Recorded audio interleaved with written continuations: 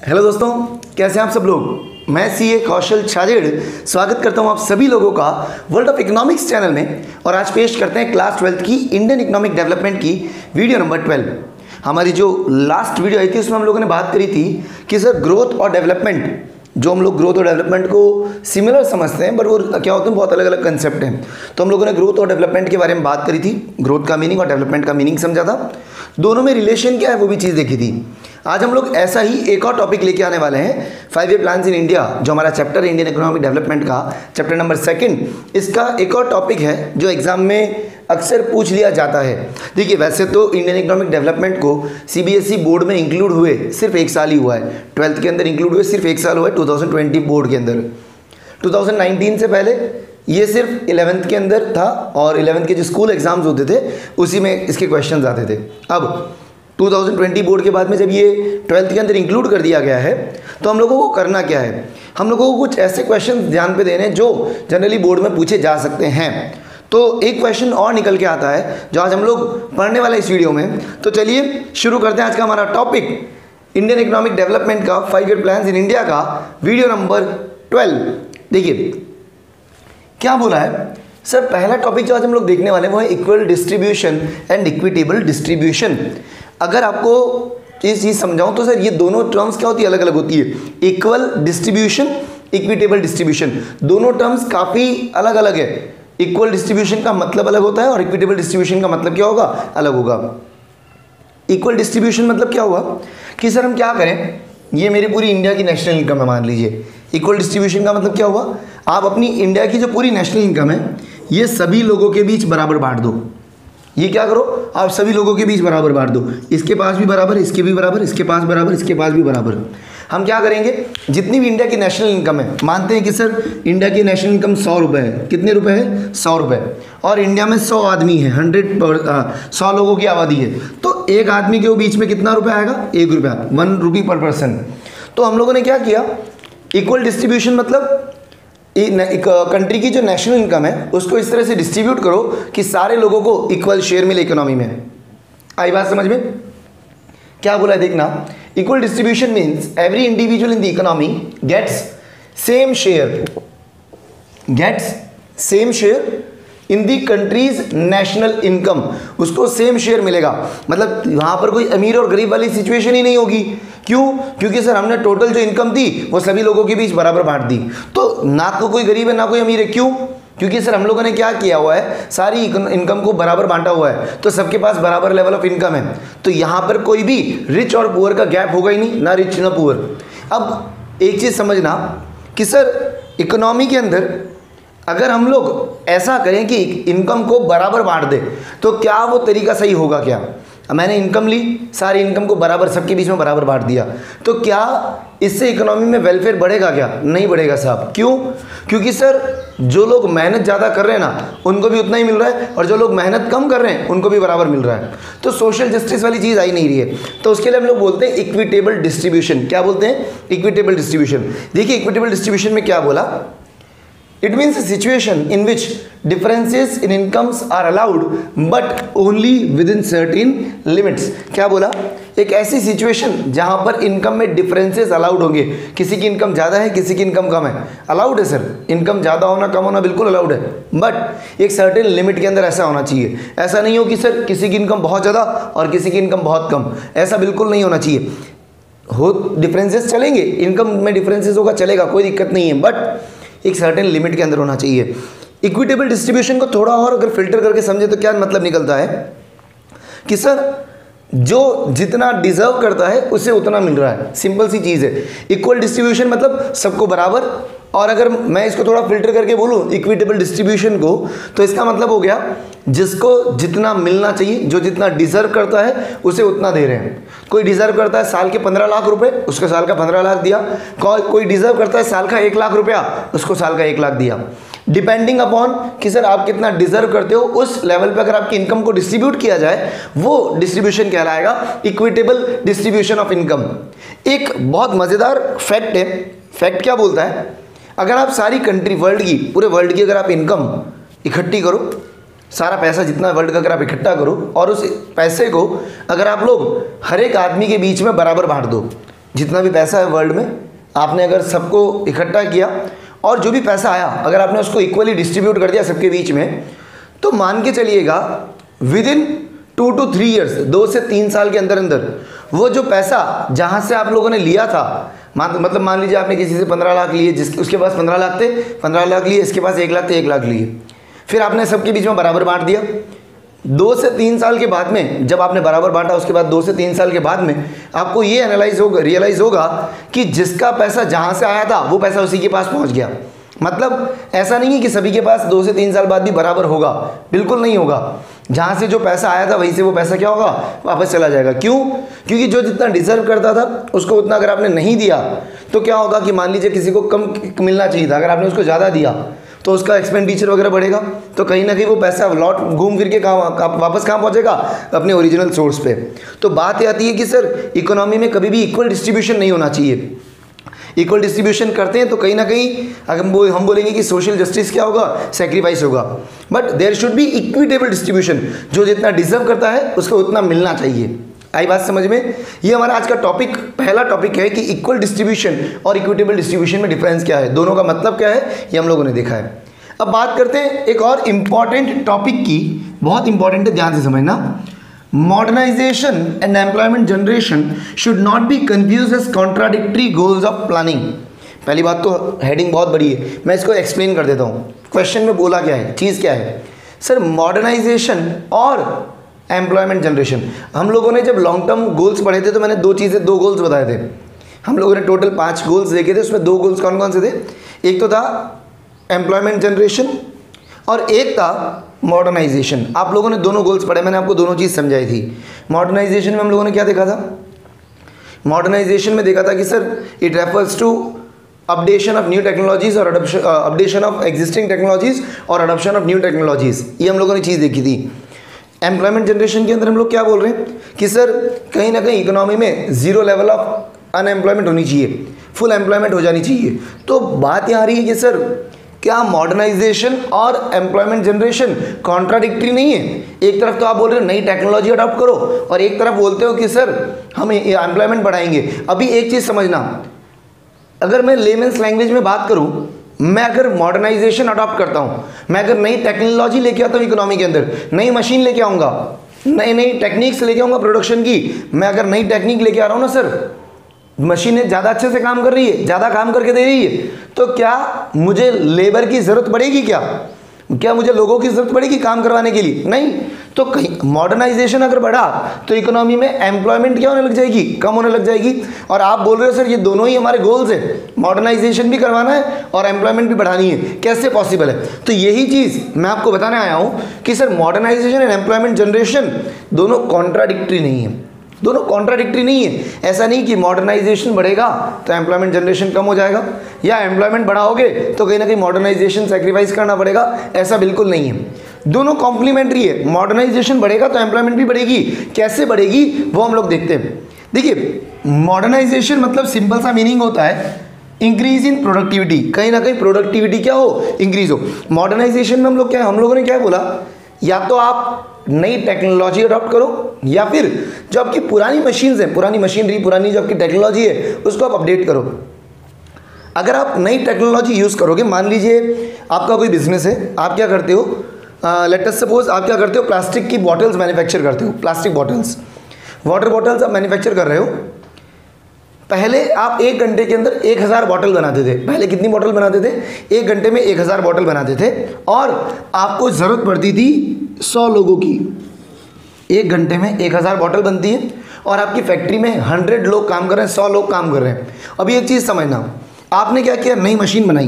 पहले 1 घंटे में 1000 बॉटल्स पर आवर, ठीक है, 1 घंटे में 1000 बॉटल बन रही थी। आपकी फैक्ट्री में कितने वर्कर्स थे? 100 वर्कर्स काम कर रहे थे।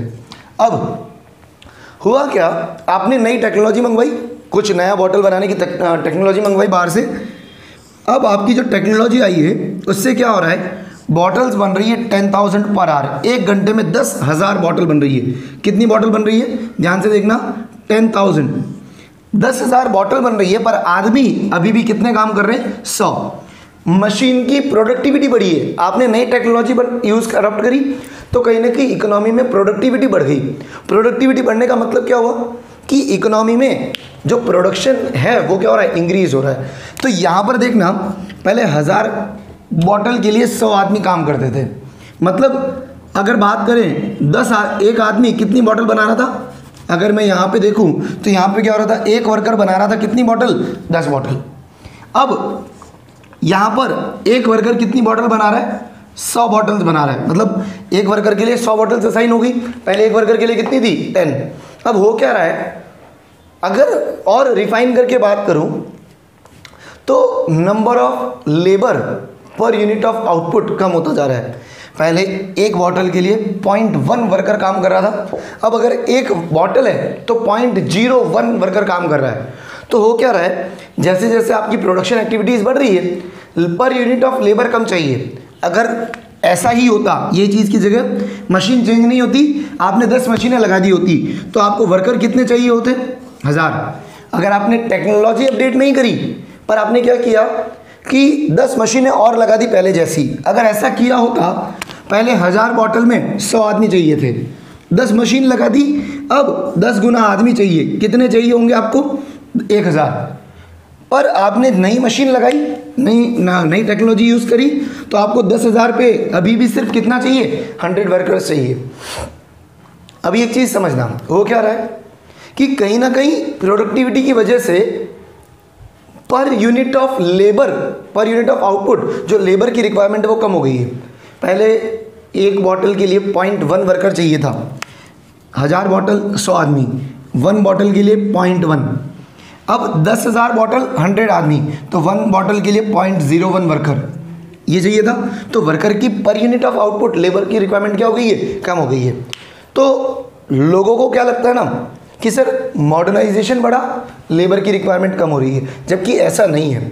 देखते हैं आगे कि क्या क्या चेंजेस होंगे, क्या क्या, अगर हम बात करें मॉडर्नाइजेशन की वजह से कैसे एम्प्लॉयमेंट इंक्रीज होती है, देखते हैं। एक बार आप लोग फटाफट पॉज करके ये वाला पॉइंट नोट डाउन कर लीजिए फास्ट।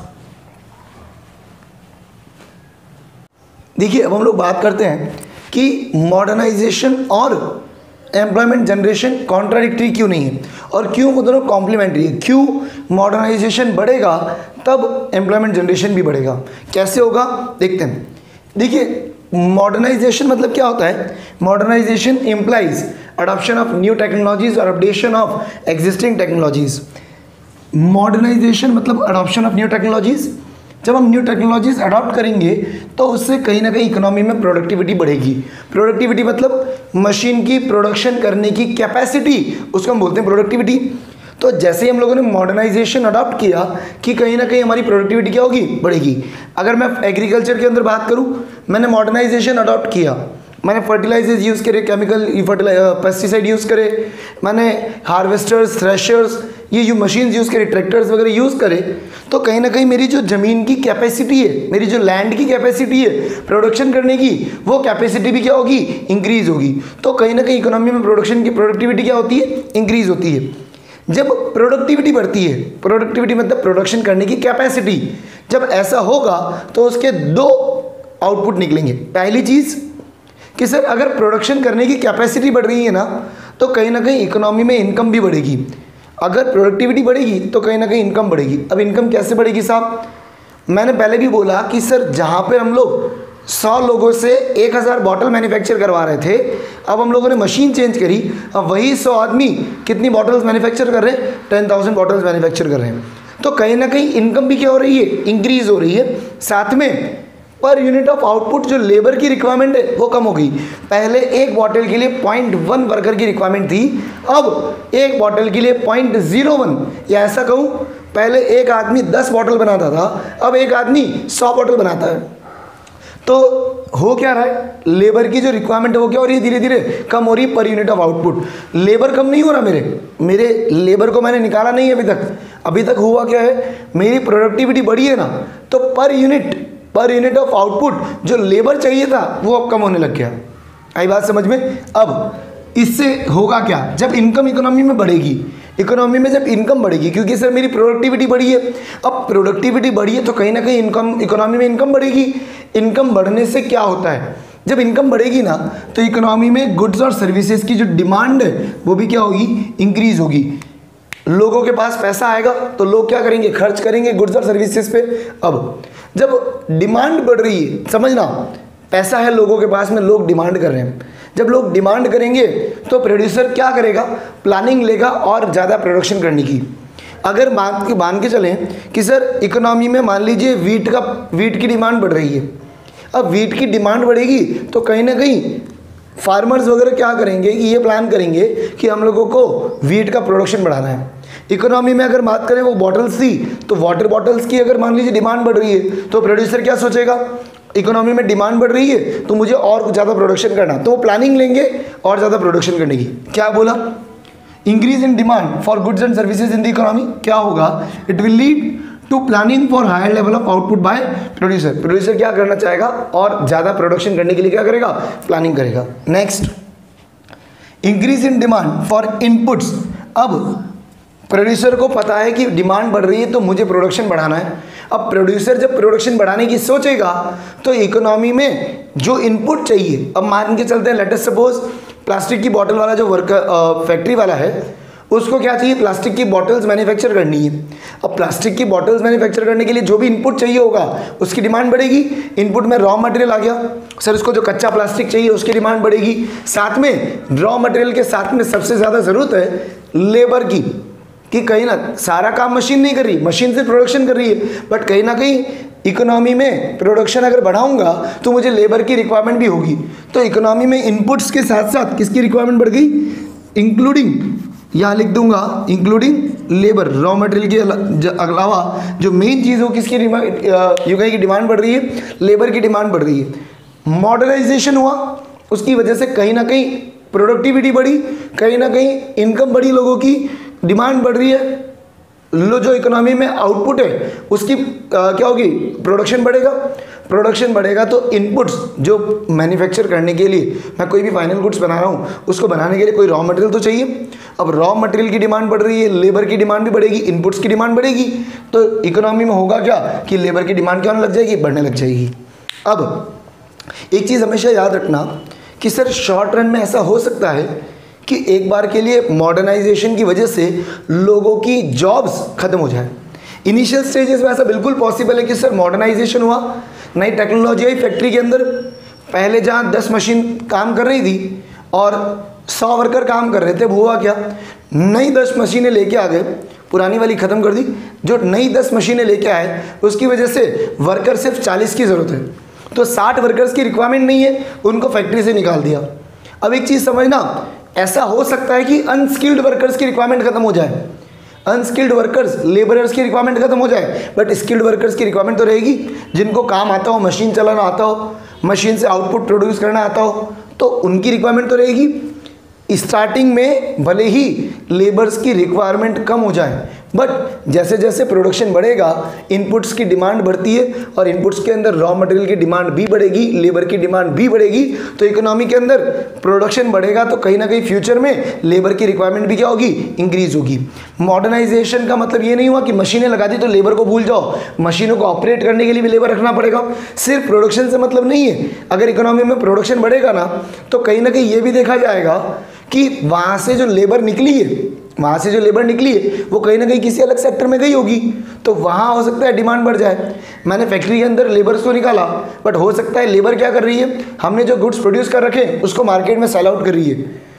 जो वर्कर्स पहले मैन्युफैक्चर कर रहे थे हो सकता है वो डिस्ट्रीब्यूशन का काम कर रहे हो, सेलिंग का काम कर रहे हो, तो कहीं ना कहीं प्रोडक्शन की वजह से इकोनॉमी के अंदर एम्प्लॉयमेंट जनरेशन क्या होता है, इंक्रीज होता है। एक और चीज़ देखो क्या बोला है, there is a positive correlation between modernisation and employment generation. Positive relation है सब, अगर मॉडर्नाइजेशन होगा प्रोडक्टिविटी बढ़ेगी, प्रोडक्शन बढ़ेगा तो कहीं ना कहीं लेबर की रिक्वायरमेंट भी आएगी। तो इसका मतलब ये नहीं कि मैं बोल दूँ मॉडर्नाइजेशन करवा रहे हैं तो एम्प्लॉयमेंट भूल जाओ साहब, हमने मशीनों को यूज़ किया कैपिटल इंटेंसिव तो लेबर की ज़रूरत ही नहीं पड़ेगी। शॉर्ट रन में नहीं हो सकता ऐसा, शॉर्ट रन में बिल्कुल पॉसिबल है कि मॉडर्नाइजेशन की वजह से लेबर की रिक्वायरमेंट कम हो जाए, पर लॉन्ग रन के अंदर मॉडर्नाइजेशन होगा तो भी लेबर की रिक्वायरमेंट बढ़ेगी। ठीक है, क्या बोला, during initial stages some of the workers might lose their jobs, but in long run we will find a positive correlation between modernization and employment generation. आई बात समझ में? एक चीज़ और ध्यान रखना कि सर ऐसा इकोनॉमी में बहुत ज़्यादा होता है कि स्ट्रक्चरल चेंजेस होते हैं। 3 सेक्टर होते हैं, प्राइमरी, सेकेंडरी, टर्शियरी। तो ऐसा हो सकता है कि एक सेक्टर जॉब्स या यूँ कहें कि एक सेक्टर क्या कर रही है, लेबर रिलीज कर रही है, दूसरी सेक्टर उसको एब्जॉर्ब कर रही है। अगर मान लीजिए एग्रीकल्चर है, अगर हम लोगों ने ये चीज़ पढ़ी कि before colonial rule 82% population was engage in agriculture, और बाद में हम लोगों ने 85% पॉपुलेशन एग्रीकल्चर में थी। उसके बाद में हम लोगों ने बात करी कि during on the eve of independence 72.7% population agriculture में थी। तो इसका मतलब ये तो नहीं है कि 13% पॉपुलेशन जो कम हुई है वो अनएम्प्लॉयड है। उन्होंने क्या किया, अपना सेक्टर चेंज कर दिया। एग्रीकल्चर में थे, हो सकता है एग्रीकल्चर की जगह सेकेंडरी में चले गए हो, टर्शियरी में चले गए हो। तो होता क्या है कि लॉन्ग रन में जब अगर एक सेक्टर लेबर रिलीज करता है, लेबर फोर्स रिलीज करता है, तो उस लेबर फोर्स को एब्जॉर्ब कौन कर लेता है, दूसरा सेक्टर। तो अगर यहाँ पे अगर कभी ऐसा हुआ हो कि लेबर फोर्स रिलीज होगी तो कहीं ना कहीं दूसरा सेक्टर जो होगा वो उसकी जॉब्स को क्या कर लेगा, एब्जॉर्ब कर लेगा। आई बात समझ में? तो कहीं ना कहीं दूसरा सेक्टर जॉब अपॉर्चुनिटीज प्रोवाइड करेगा, लेबर को एब्जॉर्ब करेगा, और कहीं ना कहीं इकोनॉमी में मॉडर्नाइजेशन की वजह से एम्प्लॉयमेंट बढ़ेगी ही बढ़ेगी। आई बात समझ में? एक बार फटाफटी से नोट डाउन कर लीजिए, आगे हम लोग बात करते हैं फास्ट। आज हम लोगों ने बात करी 2 टॉपिक पे, इक्वल डिस्ट्रीब्यूशन, इक्विटेबल डिस्ट्रीब्यूशन, दोनों में मतलब देखा, दोनों का मतलब समझा, और एक इंपॉर्टेंट टॉपिक पढ़ा कि मॉडर्नाइजेशन और एम्प्लॉयमेंट जनरेशन कॉन्ट्राडिक्टरी नहीं होते हैं साहब, दोनों कॉम्प्लीमेंट्री होंगे, कॉन्ट्राडिक्टरी नहीं होंगे। ऐसा नहीं बोल सकते कि मॉडर्नाइजेशन बढ़ेगा तो एम्प्लॉयमेंट कम होगी, एम्प्लॉयमेंट बढ़ेगा तो मॉडर्नाइजेशन को कम करना पड़ेगा, ऐसा नहीं है। दोनों कॉम्प्लीमेंट्री है, एक बढ़ेगा तो दूसरा भी बढ़ेगा, दूसरा बढ़ेगा तो पहला भी बढ़ेगा। आई बात समझ में? आज हम लोगों ने जो टॉपिक पढ़ा है इसी के साथ हमारा ये चैप्टर ओवर होता है। आने वाले जो वीडियो होंगे उसमें हम लोग नया चैप्टर शुरू करेंगे। हमारी जो इकोनॉमिक्स की वीडियोज़ है वो भी थोड़ी सी धीरे आ रही थी, उसके कुछ रीजंस है। अब जो हमारी इकोनॉमिक्स की वीडियोज़ होगी वो डेली आपको मिलेगी, तो प्लीज़ चैनल को सब्सक्राइब करिए, लाइक करिए, ज़्यादा से ज़्यादा शेयर करिए, और अगर आप में से किसी को भी इस चैप्टर के नोट्स चाहिए हो तो प्लीज़ डिस्क्रिप्शन में मेरे कॉन्टैक्ट डिटेल्स गिवन है, मुझे वहाँ कनेक्ट करिए। तब तक के लिए stay safe, stay at home, thank you and bye.